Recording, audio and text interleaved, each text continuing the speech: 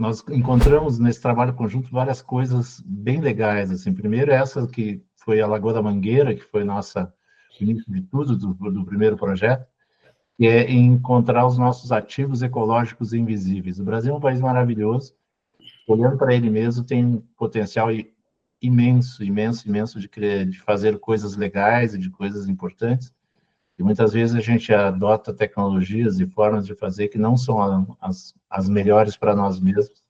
Então, eu sempre reconheci em ti, no teu trabalho, a vontade de fazer coisas importantes e com tecnologia brasileira, tanto que tu te envolveu muito com a questão de patentes, e, e as patentes chegaram também em relação às microalgas. E aí uma curiosidade que eu sei que as pessoas vão ter, o público vai ter, como é que um professor universitário, pesquisador, um cientista, que nasceu cientista, né? A gente sempre brinca,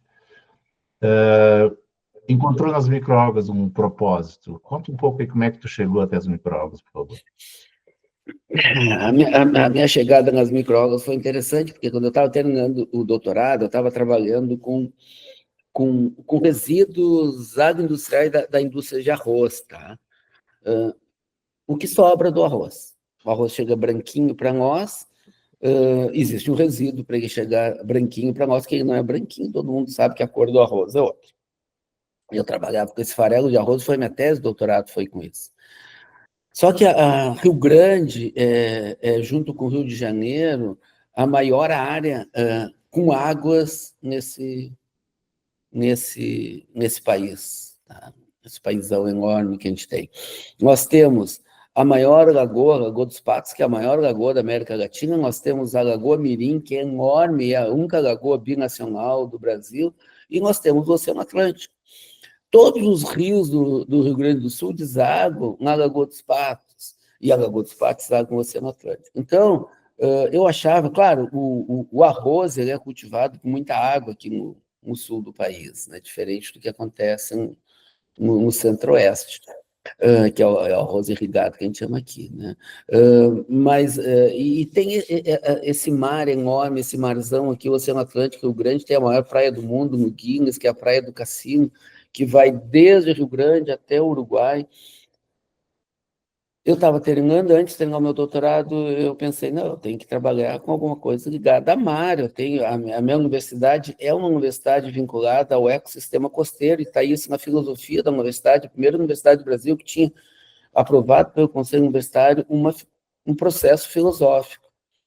E foi com isso que a gente disse, o que eu vou trabalhar com mar? Peixe, todo mundo, vários professores aqui trabalham com peixe, e o início da cadeia é onde? Da cadeia alimentar do peixe. O início da cadeia alimentar do peixe é nas microalgas. Esse peixinho que tu tem aí do teu lado, Lúcio, ele só vai ter ômega 3 porque ele come microalga. Se ele não comer microalga, ele não vai ter ômega 3, e as pessoas falam tanto, tem que comer ômega 3, tem que comer peixe para comer ômega 3. Não, o ômega 3 não vem do peixe, o ômega 3, inicialmente ele vem das microalgas. E as microalgas, aí eu comecei a ler sobre microalgas, além disso eu vi que as microalgas são as responsáveis pela captura de 70% do CO2 que existe no planeta, e responsável também pelo oxigênio que nós respiramos, cerca de 70% do oxigênio que nós respiramos vem das microalgas. Mas não é das florestas? É também das florestas, mas as florestas ficam velhas, ao invés delas produzirem oxigênio, muitas florestas produzem CO2. As florestas têm um papel importantíssimo na unidade do planeta, um papel importantíssimo na questão de temperatura do planeta.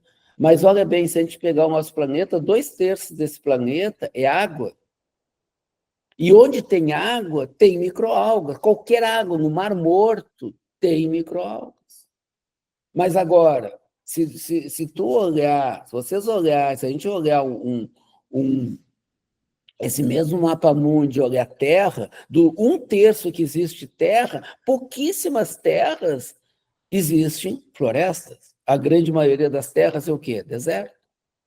Então, realmente, aí eu fui ver, não, é isso que eu posso trazer de contribuição. E as microalgas, eu sou engenheiro de alimentos, eu estava fazendo doutorado em engenharia de alimentos, trabalhando num curso de pós-graduação em engenharia de alimentos que estava iniciando e que hoje tem a nota máxima no Brasil pela CAPES, que é a nota 7, só 4 cursos hoje no Brasil tem nota 7, e eu disse, não, eu posso transformar esse oxigênio que existe no ar, ou em outros locais, transformar em proteína e ajudar as pessoas a se alimentarem bem.